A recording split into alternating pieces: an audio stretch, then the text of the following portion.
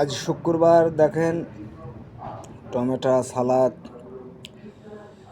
কাতল মাছের মুড়ো এবং এইদিকে টমেটো সালাদ করে রাখিছি। এই দেখেন কালারটা দেখেন, ওই দেখেন ভাতের হাঁড়ি দেখেছেন।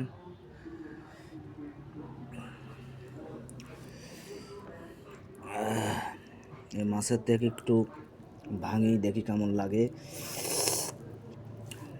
স্যাপ আগে বন্ধ করিয়ে নি। ও বিসমিল্লাহ।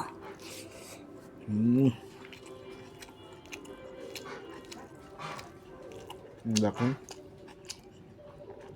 কি সুন্দর মুন্ডুর মাছটা দেখেন আপনারা।